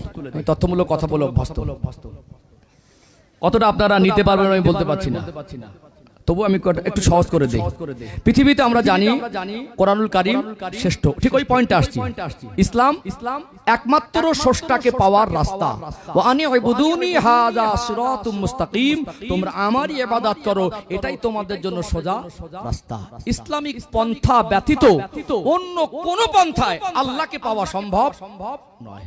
মানে স্রষ্টার সঙ্গে যার সম্পর্ক তৈরি হয়, সুসম্পর্ক, এবং স্রষ্টা সৃষ্টির উপরে যার উপরে যত বেশি খুশি হয়, যার সঙ্গে সম্পর্কের গভীরতা যত বেশি হয়, যেহেতু স্রষ্টার সব সৃষ্টি, তামাম সৃষ্টির কাছে আল্লাহ তাকে ততটা বেশি শ্রেষ্ঠত্ব করে দেয়। জোরে বলুন সুবহানাল্লাহ। কোরআন শ্রেষ্ঠ, ইসলাম শ্রেষ্ঠ, অর্থাৎ আল্লাহর মনোনীত, নবীও শ্রেষ্ঠ। আমাদের জীবনে নবীর আদর্শ যদি বাস্তবায়ন হয়, সেই নবীকে যদি সবথেকে বেশি ভালোবাসতে পারি, কোরআনের দেখে দেওয়া রাস্তায় যদি চলতে পারি, ইসলামিক পন্থায় যদি জীবন নিয়ে যেতে পারি, কাকে পাওয়া যাবে? আল্লাহকে। তখন হবে ইমানদার। কি হবে? ইমানদার। পৃথিবীর মধ্যে ইমানদার আল্লাহর কাছে সবথেকে দামি হয়, দুনিয়ার থেকে দামি। বাস্তবে মেলান। আজকে আমাদের সন্তানদেরকে, আজকে আমরা ইসলাম না বোঝার কারণে, আমরা ইসলাম সম্পর্কে, কোরআন সম্পর্কে আমাদের চিন্তা সংকুচিত আর সংকীর্ণ হয়ে যাওয়ার কারণে আমরা ইসলাম শিক্ষা থেকে সন্তানদের ঘুরিয়ে নিচ্ছি। কথা বুঝতে পারছেন? দুদিন চার দিন বিজ্ঞানের আবিষ্কার দেখি, টেকনোলজি দেখি, বিজ্ঞানের কৃতিত্ব দেখি, আমরা ইসলামের থেকে তাদের বেশি প্রাধান্য দেই না। অথচ আজকে একজন বিজ্ঞান সায়েন্স নিয়ে পড়া ছেলে, আজকে একজন মানে বিজ্ঞানের টেকনোলজি নিয়ে গবেষণা করা ছেলে, এরা কোরআনকে তুচ্ছ মনে করছে। মানে ইসলামে কি আছে? কারণ এদেরকে প্রকৃত ইসলাম এদের কাছে পৌঁছায়নি। কথা ঠিক না বেঠিক? পৃথিবীর মধ্যে শ্রেষ্ঠ সেই, দামি সেই, মর্যাদা তার কাছে সবথেকে বেশি স্রষ্টা, যার উপরে খুশি হয়েছে। আমরা স্রষ্টার সৃষ্টি, আমরা যদি ইসলামিক পন্থায় আমাদের জীবনে কোরআনের আলো, ইসলামের আলো, নবীর আদর্শ বাস্তবায়ন হয়, পৃথিবীর মধ্যে এটাই মানুষের জীবনে সফলতা, আর ওই মানুষটা সবথেকে দামি হয়। সৃষ্টি জগতের মধ্যে সবথেকে সুসম্পর্ক বেশি নবীদের। কাদের? নবীদের না? আমাদের নবীর আগে একজন নবী এসেছিলেন, নবীর নাম হযরত ঈসা আলাইহিস সালাম। কি বললাম? নবীদের মধ্য থেকে আল্লাহ যা ঘটিয়েছে, কিয়ামত পর্যন্ত বিজ্ঞান তার এক কানাও করতে পারবে না। নবীদের ভিতরে যে মুজিজা থাকে, একটা পুরনো কবর 200 বছর, 500 বছর, 2000 বছর আগে ঈসা আলাইহিস সালামকে কবরের ধারে দাঁড়িয়ে বলতেন কুম বিইজনিল্লাহ, ওই কবরবাসীটা জীবিত জিন্দা হয়ে দাঁড়িয়ে যেত। জোরে বলবেন না? যদি নবীর সঙ্গে আল্লাহর সুসম্পর্ক তৈরি না হতো, তো আল্লাহর হুকুমেই সম্ভব ওই মরা মানুষটা জীবিত হওয়া। অর্থাৎ আল্লাহর সঙ্গে তার সম্পর্ক আছে বলে আল্লাহ সম্পর্কের খাতিরে তার কথাটাকে আল্লাহ সমাজে বাস্তবায়ন করছে। দুনিয়ার বিজ্ঞানকে বলে দেবেন কিয়ামত পর্যন্ত একটা মানুষ, মরা মানুষকে তো জ্যান্ত করতে পারবে না, আরো যদি কবরস্থ করে মাটির সঙ্গে পচে মিশে যায়, তাকে জ্যান্ত করে তোলার কোনো যন্ত্র আবিষ্কার বিজ্ঞানের বাপ দাদা 14 পুরুষের জন্ম করার ক্ষমতা। বিজ্ঞান বড় না আল্লাহ সন্তুষ্টি বড়? ঠাকুরদান না, ঠাকুরদান তত বুঝতে পারছেন? আমরা ইসলামকে শ্রেষ্ঠ জানি, কিন্তু আমরা গবেষণামূলক ভাবে ইসলাম কতটা শ্রেষ্ঠ তার গভীরতা পৌঁছাতে পারিনি। ও ভাইজানেরা, সোনার মানিক যুবকেরা, আব্বারা মায়েরা, আল্লাহ পাক আমার আপনার নবী, তার নবী, মার নবীকে তার সৃষ্টি জগতের মধ্যে সব থেকে বেশি ভালোবাসেন কি বাসেন না? দুনিয়ার বিজ্ঞান রকেট আবিষ্কার করে চাঁদ পর্যন্ত পৌঁছাতে পারে। দুনিয়ার বিজ্ঞানের বাবা 14 পুরুষের ক্ষমতা হবে না চাঁদকে দ্বিখণ্ডিত করে দেবে। নবী আমার জমিনে দাঁড়িয়ে আসমানের দিকে তাকিয়ে আঙ্গুল দিয়ে ইশারা করেছে, আর আমার আল্লাহ আমার রাসূলুল্লাহর আঙ্গুলের ইশারায় আসমানের চাঁদটাকে দ্বিখণ্ডিত করে দিয়েছে। স্রষ্টার সন্তুষ্টি বড়, স্রষ্টার সঙ্গে সম্পর্ক বড় না বিজ্ঞানের আবিষ্কার বড়? সম্পর্ক বড়। চলুন আর এক ধাপ আগে বাড়ি। আপনাদের মনে হবে আপনি তো নবীর কথা বলছেন, আমরা তো সাধারণ মানুষ। নবীদের পরে যাদের সম্মান, যাদের মাকাম মর্যাদা বেশি, তারা না হলেন সাহাবা। কেননা আমাদের জীবন যাপন প্রকৃত কোরআনের আলো দিয়ে আলোকিত করতে পারিনি। আমরা মুসলমান হলেও পরিপূর্ণ মুসলমান হতে পারিনি। সাহাবাদের জীবন যাপনের মধ্য থেকে যেমন ইসলামের আলো তাদের জীবনে বাস্তবায়ন হয়েছে, কোরআনের আলো তাদের জীবনে বাস্তবায়ন হয়েছে। তাদের জীবন জিন্দেগির সঙ্গে আল্লাহ আর রাসূলের সম্পর্কের মাত্রা বেশি না কম? একটু যদি সাহাবাদের কথা তুলে ধরি, ওমর রাদিয়াল্লাহু আনহু শাসন আমল, তখন তিনি খলিফার মসনদে মদিনা শরীফে মিশরে ইসলামের আলো পৌঁছে গেল। যেহেতু আল্লাহর নবী ওফাত গ্রহণ করলেন 63 বছর বয়সে, তখন সাহাবার সংখ্যা ছিল 1.5 লক্ষ। গোটা পৃথিবী ঘুরে ঘুরে নবী আমার দিনের দাওয়াত দেওয়ার সুযোগ পায় নাই। ও ভাইয়েরা, বাবাজিরা, যখন ইসলামের আলো মিশরে পৌঁছালো, মানুষ তো ইসলাম বুঝতো না, ইসলামের ছায়াতলে আশ্রয় নিল। তার মনে তাদের জীবনের যা কিছু সমস্যা হোক নিজেরা সমাধান করতে পারবে না। ইসলামের থিওরিতে সমাধান হবে কি হবে না? ইসলাম যখন মেনে নিয়েছে আমি আর আমার মন মর্জি চলতে পারবো না, আমার সমাধান কোরআন হাদিস থেকে হবে, আল্লাহ এবং রাসূলের পক্ষ থেকে হবে। এই মেনে চলা আত্মসমর্পণ। এখানে মিশরের মানুষ ইসলামের ছায়াতলে আসার পরে একটা সমস্যা হলো। মিশরে একটা বিখ্যাত নদী আছে, নদীর নাম হলো নীল নদ। কি নদী? নীল নদী না? এটা শুকিয়ে গেলে যখন ইসলামের আলো পৌঁছায়নি, কুসংস্কার ছিল। একটা জীবিত মেয়েকে, সুন্দরী মেয়েকে বলি দিয়ে রক্ত দিত, আর মনে করতো মিশরের নীল নদকে খুশি করলে নদী পানি দেবে। ইসলাম কি বলে? সার্বভৌম শক্তির অধিকারী কে? সবাই বলেন কে? আল্লাহ। এটা ইসলাম বলে না? নদীর স্রোতের ব্যক্তিগত ক্ষমতা নেই, ওটা আল্লাহর হুকুমেই চলে। তাহলে এখন এরা ইসলামের ছায়াতলে নতুন। তখন ওখানকার যে গভর্নর ছিলেন আমর ইবনুল আস, হুজুরকে বলা হলো আমাদের সমাধান কি হবে? বললো ইতিপূর্বে সমাধান কি ছিল? বললো আমরা জ্যান্ত মেয়েকে বলি দিতাম। বললো ইসলাম একটা নিরপরাধ একটা মানুষকে বলি দেওয়ার কোনো সাজেস্ট করে না, বরং ইসলাম এটা চরম একটা গুনার অন্যায় অপরাধ। এর সমাধান তাহলে খলিফা মদিনার মসজিদে, ওখান থেকে সমাধানটার একটা রাস্তা বের করা দরকার। তখন তো মোবাইল ছিল না, চিঠি লেখা হলো মিশর থেকে মদিনায়, চিঠি আসলো মদিনায়। ওমর রাদিয়াল্লাহু আনহু তিনি চিঠি লিখলেন মানুষের কাছে নয়, মিশরের নীল নদের কাছে। ইতিহাস পড়ে দেখে নেবেন। আল্লাহ নবীর সাহাবী খলিফাতুল মুসলিমিন ওমর রাদিয়াল্লাহু আনহু একটা চিঠি লিখেছিলেন মিশরের নীল নদের কাছে। হে মিশরের নীল নদ, এই চিঠিটা খলিফাতুল মুসলিমিন ওমরের পক্ষ থেকে তোমার কাছে প্রেরণ করি। আমি জানি দুনিয়ার নদীর কোনো ব্যক্তিগত ক্ষমতা নেই।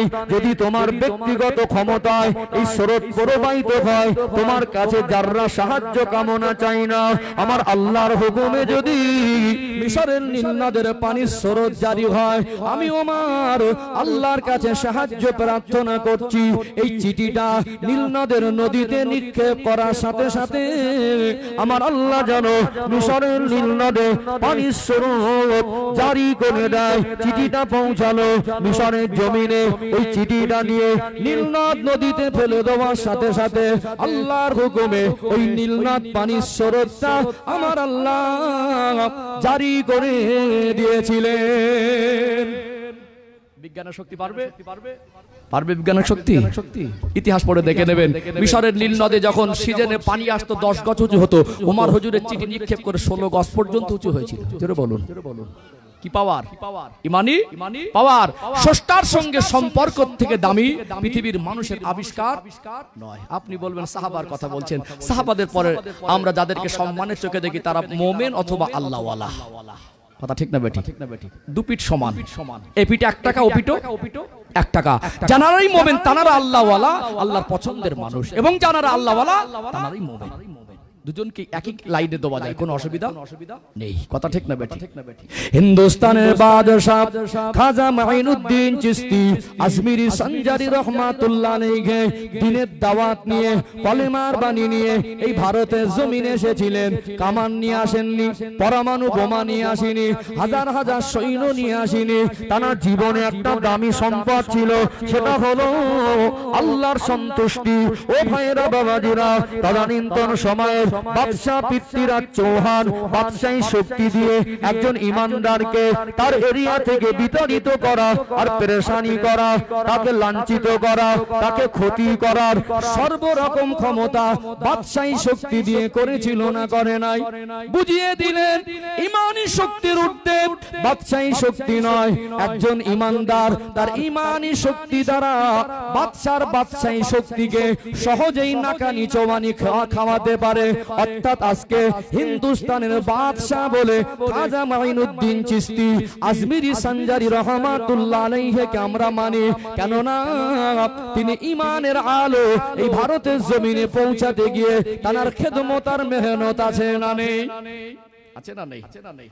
একজন ইমানদারের লোটার মধ্যে আনা সাগরের পানিটা আল্লাহ ভরে দেয়। বিজ্ঞানের টেকনোলজি, বিজ্ঞান মরে পচে হাড় গোড় মাটির সঙ্গে মিশে যাবে, ও টেকনোলজি আবিষ্কার করে একটা সাগরের পানিকে লোটার মধ্যে পুঁততে পারবে না। তাহলে পৃথিবীর মধ্যে মানুষের জীবন অর্জনকৃত সব থেকে দামি জিনিস হলো আল্লাহ সম্পর্ক, আল্লাহ সন্তুষ্টি। সব থেকে দামি জিনিস হলো ঈমান, নিজের ভিতরে স্বচ্ছতা, পবিত্রতা, খোদাভীরুতা, আল্লাহ দেখে দেওয়ার রাস্তায় চলা, আল্লাহ এবং রাসূলের মহব্বত হাসিল করা। কথা ঠিক না বেঠিক? আলোচনা বুঝতে পারছেন? এই হুগলি জেলার জমিন দাদা হুজুর পীর কেবলার ওসিলায় আজ সম্মান পেয়েছে না পায়নি? গোবরডাঙ্গা সেজে বাবুর পার্সোনাল বগি, তখন বাবুদের স্পেশাল ব্যাপার। ওই বগিতে যখন উঠে গেল, দেখবেন আজও কিছু কিছু অমানুষ আছে, দাড়ি টুপি দেখলে এলার্জি চুলকোনা বেড়ে যায়। আছে না নেই? ও ভাইয়েরা বাবাজিরা, রবীন্দ্রনাথ ঠাকুরের মুখেও তো দাড়ি ছিল। তার কবিতা পড়তে গেলে, তার কবিতা পরীক্ষায় পড়াতে গেলে, স্কুলে সিলেবাসে পড়াতে গেলে লজ্জা লাগে না, কিন্তু দাড়িওয়ালাকে দেখে অনেক মানুষ নাক মুখ টানে।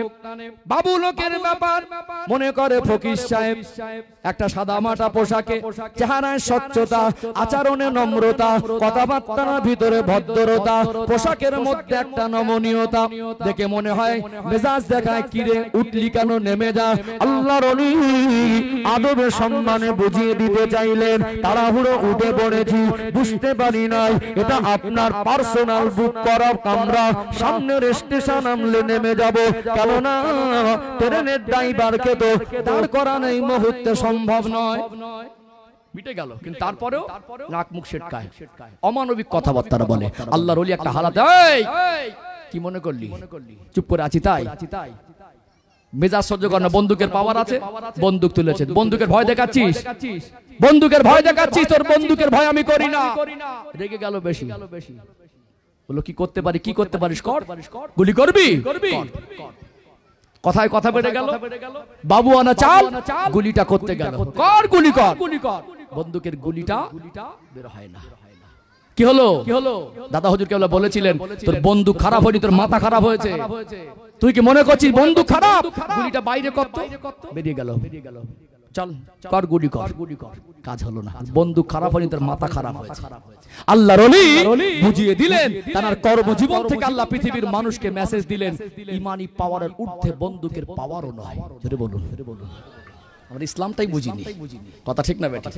আপনি বলবেন আল্লাহর ওলিদের কথা বলছেন, আমরা তো আল্লাহর ওলিদের ভক্তর উপযুক্ত এখন অনেক হতে পারিনি। সাধারণ জীবনের কথাটা বলে সম্পদ দিকে আসবো ইনশাআল্লাহ। ও মাইজানেরা, সোনার মানিক যুবকেরা, আব্বারা মায়েরা, এটা হলো লাস্ট পয়েন্ট। ঈমান ইসলাম কি, কেন শ্রেষ্ঠ?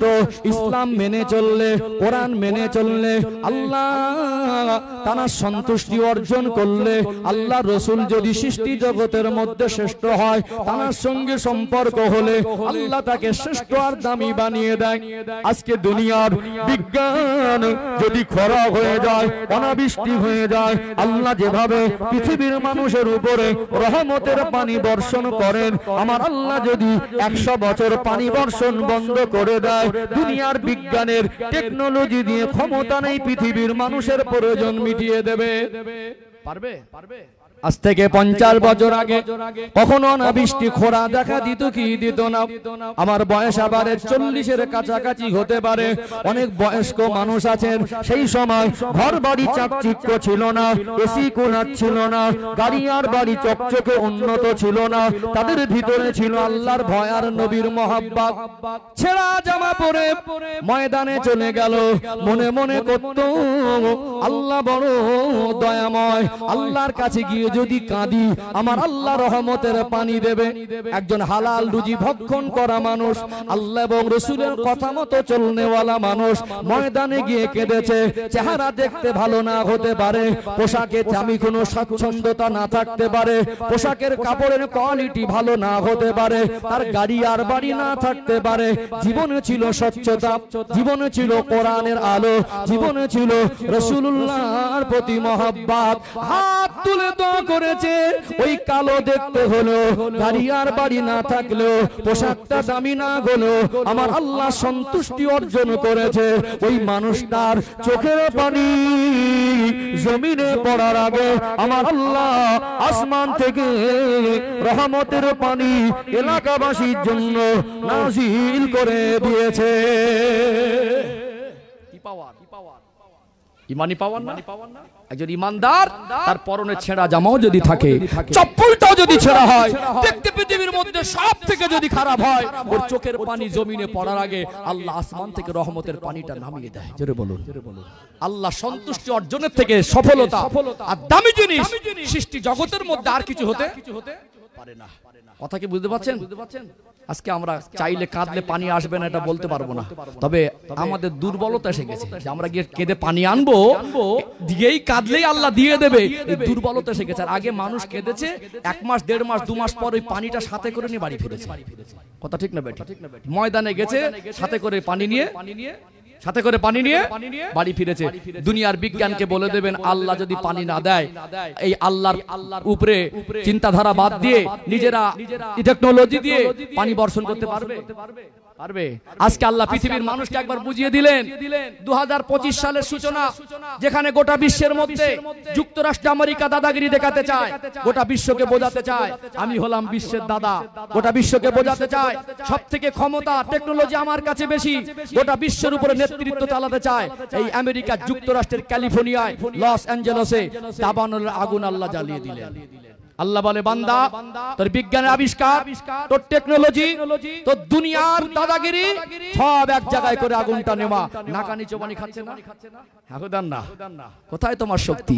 আল্লাহ বলে বান্দা তুমি পৃথিবীর মানুষকে বোঝাতে চাইছো কয়েকটা বছর ধরে বিশ্বের দাদা আমি, টেকনোলজি আমার কাছে বেশি, পাওয়ার আমার কাছে বেশি, যুদ্ধস্ত্র আমার কাছে বেশি, ক্ষমতা আমার কাছে বেশি। আল্লাহ বলে ইন্নাল্লাহা আলা কুল্লি শাইইন কাদির, নিশ্চয় আমি আল্লাহ সর্ববিষয়ে শক্তিমান। আল্লাহ বলছেন আমি আল্লাহ সর্ববিষয়ে শক্তিমান, দুনিয়ায় বাদশাহীটা করতে যেও না, বাদশাহী আমি আল্লাহর, সর্বভৌম শক্তির অধিকারী একমাত্র আমি আল্লাহ। অর্থাৎ আল্লাহ বলে বান্দা সামান্য আগুন তোমার টেকনোলজি নাকানি চোবানি খাবে, নেভাতে পারবে না। নিজের দেশের আগুন নেভাতে পারে না, বিশ্বে দাদাগিরি দেবে কোন লজ্জায়? একজন ইমানদার যদি চোখের পানি ফেলে, ওই চোখের পানিতে আল্লাহ আগুনও নিভে দেয়। একজন ইমানদার যদি চোখের পানি ফেলে, ওই চোখের পানিতে আল্লাহ আসমান থেকে পানিও বর্ষণ করে দেয়। জোরে বলুন। বিজ্ঞানের আবিষ্কার বড় না আল্লাহ সন্তুষ্টি বড়? ইসলাম যদি শ্রেষ্ঠ হয়, ইসলামের পন্থায় চললে সেটাও শ্রেষ্ঠ হয়ে যায়। নবী যদি সৃষ্টির মধ্যে দামি হয়, নবীর মহব্বত হাসিল করলে আল্লাহ সৃষ্টির কাছে তাকে দামি বানিয়ে দেয়। কোরআন যদি পৃথিবীর মধ্যে শ্রেষ্ঠ কিতাব হয়, ওই কোরআনের আলো জীবনে বাস্তবায়ন হলে ওই জীবনটা আল্লাহ শ্রেষ্ঠ বানিয়ে দেয়। আমাকে মানুষ মুখ ফিরে দেখতো না যদি আমার ভিতরে কোরআনের কথাটা না বলার ক্ষমতা থাকতো। মানুষ আমাকে টিকিট কেটে আসাম ত্রিপুরা রাজ্যে আমাকে নিয়ে যেত না। আমাকে 18-20 দিনে, মাঝে মাঝে 8 দিনের মধ্যে 10 দিন বিমান সফর, এটা আমার স্বপ্নেও আমি দেখতাম না যদি আমার ভিতরে কোরআনের কথা বলার দুটো আল্লাহ কথা বলার ক্ষমতা না দিতেন। এটা কার বরকত? আমার কি আছে? কাজ যদি আল্লাহ আমার মনে করে বেইজ্জতি করে দেবো, হাতলে মাটি পাবো না। আর আল্লাহ যদি মনে করে উঁচুতে তুলে দেবো, মানুষ টেনে নামাতেও পারবে না। কুলিল্লাহুম্মা মালিকাল মুলকি তুতিল মুলকা মান তাশা ওয়া তানজিউল মুলকা মিম্মান তাশা। আল্লাহ বলছেন, হাবিব বলুন, আল্লাহ সার্বভৌম শক্তির অধিকারী। আল্লাহ যাকে চান তাকে রাজত্ব দেন, যাকে চান তার রাজত্ব ছিনিয়ে নেন। 1400 বছর আগের আয়াত নাজিল হওয়া আয়াত আল্লাহ যেন পুনরায় বাস্তবায়ন করে বুঝিয়ে দিলেন। আয়াতটা 2024 সালে আগস্ট মাসের 5 তারিখে নাজিল হয়েছে। বাংলাদেশের প্রধানমন্ত্রী শেখ হাসিনার পতন আল্লাহ বুঝিয়ে দিলেন। আয়াতটা যেন এই মুহূর্তে আল্লাহ নাজিল করেছে। রাজত্ব কোন দিক থেকে চলে যাবে নিজে টের পাবে না। কে? এই জন্য আমরা বাবা মা আমাদের সন্তানের জীবনে বাড়িটা 5 তালা না করে 1 তালা হোক, তার জীবনে স্বচ্ছতা দরকার। বাড়ি চকচকে ঝকঝকে থেকে তার ভিতরে চকচকে ঝকঝকেটা দরকার, মনুষ্যত্ব চকচকে ঝকঝকে। কথা বলতে পেরেছেন? আমার ছেলের জন্য 50 বিঘে জমি যদি নাও রাখতে পারি, ও ডাল ভাত না খেয়ে, বিরিয়ানি না খেয়ে ডাল ভাত খাক, ওর মনুষ্যত্বটা পবিত্র। শিক্ষার আলো পৌঁছাতে হবে।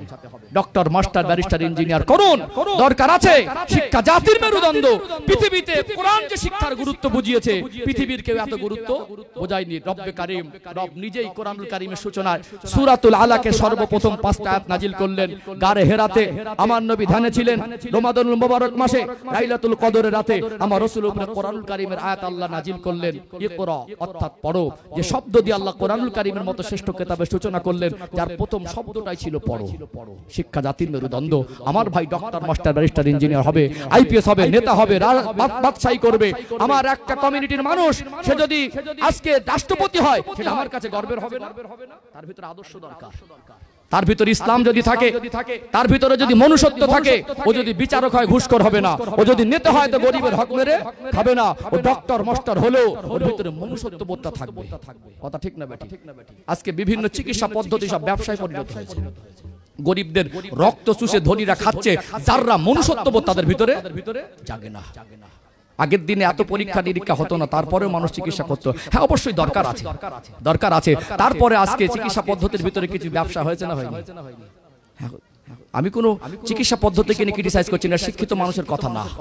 তারপরে মাঝে মাঝে দেখবেন বেসরকারি ওই যে নার্সিং হোম গুলোতে মানুষ মরে যাবার পরে লাশটাকে 2 দিন 3 দিন রেখে দিয়েও পয়সা নেয় না। এগুলো ধরা পড়ছে, এগুলো ধরা পড়ছে। তার ভিতরে আজকে যারা অর্থশালী, মরা মানুষকে দিয়েও তারা ব্যবসা করে, তাদের ভিতরে মনুষ্যত্ব বোধ বলে কিছু কি আছে? আছে কি? নেই। তাহলে তারা আজকে শিক্ষিত হয়েছে, তাদের ভিতরে প্রকৃত মনুষ্যত্বের শিক্ষার অভাব হয়ে গেছে। এই জন্য ইসলামের আলো ছাড়া মানুষ প্রকৃত মানুষ হতে পারবে না। আজকে এই মাহফিলের ইন্তজাম করলেন, এর বদৌলতে আল্লাহ এলাকাবাসী, গ্রামবাসী যারা এখানে এসেছেন, আল্লাহ আমাদের সবাইকে ইসলামের আলো জীবনে বাস্তবায়ন করার তৌফিক দান করেন। এবং আমাদের আত্মীয় পরিবার, গ্রামবাসী যারা চলে গেলেন, আল্লাহ তাদের কবরগুলোকে বেহেশতে নূর দিয়ে আলোকিত করে দেন, তাদের জিন্দেগির গুনাহ মাফ করে দেন। বলেন আল্লাহুম্মা আমিন। একেবারে 8:20 মধ্যে শেষ করব। আজকে তো আমার এখানে আসার কথা আমি 1 সপ্তাহ আগেও জানতাম না। প্রচন্ড চাপের মধ্যে আমার মাহফিল রয়েছে ডোমজুড় এলাকাতে আশপাশে। ভাইরা বললেন আমাকে একটু মাগরিবের পরে অন্তত টাইম দেন। আল্লাহর মঞ্জুর ছিল, আল্লাহর মেহেরবানি, এসে গেলাম। কিন্তু আমাকে আবার যেতেও হবে, এই জন্য আমি একদম 20 মধ্যে শেষ করব। ইচ্ছা আছে। 1-2 কথা আপনাদেরকে বলি। দোয়া আল্লাহ পাক শিখিয়েছেন। দোয়া করা কে শিখিয়েছেন? আদি পিতা আবুল বাশার আব্বাজান নবী আদম আলাইহিস সালাম দুনিয়ায় যখন আল্লাহ জান্নাত থেকে তানাকে নামিয়ে দিয়েছিলেন, প্রথমে এসে নামাজ পড়েছিলেন, বলতে পারবেন? হজ করেছিলেন, যাকাত দিয়েছিলেন, কুরবানি দিয়েছিলেন, রোজা রেখেছিলেন? দোয়া করেছিলেন, ওয়ালা রব্বানা যালামনা আনফুসানা ওয়া ইল্লাম তাগফির লানা ওয়া তারহামনা লানাকুনান্না মিনাল খাসিরিন। মনুষ্য জাতির আদি পিতা, তার প্রথম আমল ছিল দোয়ার ক্ষমা চাওয়া। জোরে বলুন। কথা ক্লিয়ার হলো? ইব্রাহিম আলাইহিস সালামকে আল্লাহ পরীক্ষা নিলেন, বন্ধু বলল, আল্লাহ তাকে নিঃসন্তান করে রাখলেন 86 বছর। ক বছর? 86 বছর। বিবাহ করে 10 বছর সন্তান হয় না, ঈমান হারা হয়ে যায়, শিরক করে বসে থাকে। আল্লাহ শিক্ষা দিলেন, ইব্রাহিম নবীর জীবন থেকে শিক্ষা নাও। আমি আল্লাহ তাকে দোস্ত বলো, খালিল বলো, আমি আল্লাহ তাকে নিঃসন্তান করে রেখেছি। 86 বছর বয়স। তাফসীরে কিতাবে এসেছে, আল্লাহর কাছে বলছেন, রব্বি হাবলি মিনাস সালিহিন, আল্লাহ আমাকে একটা নেক সন্তান দেন। আমরা সন্তান চান, ছেলে দেন, মেয়ে দেন। আল্লাহ 2টো ছেলে আছে, একটা মেয়ে দেন, 2টো মেয়ে আছে, একটা ছেলে দেন। আল্লাহ যা হোক একটা সন্তান দেন। ইব্রাহিম আলাইহিস সালামের দোয়া চাওয়ার ভিতরে একটা পবিত্রতা ছিল, আল্লাহ আমাকে একটা নেক সন্তান দেন। কি দেন? নেক জিনিসটা ছিল পবিত্র সন্তান দেন। আল্লাহ বললেন আপনি যে দোয়া চেয়েছেন আমি আল্লাহর বড় পছন্দ হয়ে গেছে। আপনি যখন পবিত্র জিনিসটা চাইছেন আমি আল্লাহ জানালাম ফাবাশশারনাহু বিগুলামিন হালিম, আমি আল্লাহ আপনাকে নেক সন্তানের সুসংবাদ দিলাম। দোয়ার ফল হিসাবে পরীক্ষার মাধ্যমে 86 বছর বয়সে আল্লাহ সন্তান দিলেন। ওই সন্তানটা হলো নবী ইসমাঈল আলাইহিস সালাম। জোরে বলুন। তাহলে বিপদে পড়ে দোয়া চাইতে শিখিয়েছেন কে? জীবনে কোনো স্লিপন টান হয়ে গেলে আল্লাহর কাছে ক্ষমা চাইতে শিখিয়েছেন কে? আল্লাহ। আর দোয়াও মুখ্য ইবাদত, দোয়া হলো ইবাদতের মগজ। একটা মানুষের ফিটনেস যত ভালো থাক, স্মৃতি মগজ যদি ঠিক না থাকে ওর ভিতরে কোনো দাম নেই। এইজন্য দোয়া ইবাদতের একটা মগজ। নবী রাতের বেলা তাহাজ্জুদে দোয়া চেয়েছেন, দোয়া আমরা চাইবো। এইজন্য আমরা আমাদের আত্মীয় পরিবার মায় মুরব্বি যারা গেছে তাদের জন্য দোয়া চাইবো। আল্লাহ ওয়ালার এই পরিবেশ কেন করে গেলেন জানেন? এক সপ্তাহের মধ্যে কজন কবর জিয়ারত করেছেন এর মধ্যে হিসাব পাওয়া যাবে না। কিন্তু আজকে এই বাড়িওয়ালার পক্ষ থেকে এটা হলো বলে এতগুলো মানুষ আজকে আমরা আমাদের আত্মীয় পরিবারের জন্য দোয়া করার সুযোগ পেয়ে গেলাম। কথা ঠিক না বেঠিক? তাহলে এখানে একটা জিনিস বলে সমাপ্ত করি। আপনি আপনার আব্বার জন্য কাঁদেন, দাদুর জন্য কাঁদেন, দাদুর বাপের জন্য কজন কাঁদেন? দাদুর জন্য কজন কাঁদেন? দাদুর নামটা জানে খুব বেশি দাদুর বাপের নাম। তার ঊর্ধ্বতন 5-7 পুরুষ আগে গেলে আর আমরা বলতে পারবো না। তাহলে তারা একদিন দুনিয়া ছেড়ে যাবার পরে তাদের জন্য হাত তুলে দোয়া করা মানুষ ছিল, তাদের নাম করে দান করা মানুষ ছিল, তাদের কবরের ধারে গিয়ে দাঁড়িয়ে তাদের জন্য চোখের পানি ফেলা মানুষ ছিল। কয়েক জেনারেশন পর তাদের কেউ আর স্মরণ। একদিন আমরা এমন একটা হালাতে চলে যাব আমাদের নাম নেওয়ার মানুষ আর থাকবে না। দোয়ার মজলিস যদি থাকে সেদিন বলবে আল্লাহ এলাকায় যত কবরবাসী আছে আল্লাহ মাফ করে দেন। চিনতো না, জানতো না এই মানুষটা মোমেনের সঙ্গে এত গভীর সম্পর্ক। নবী বলছেন একজন মুসলমান আর একজন মুসলমানের ভাই।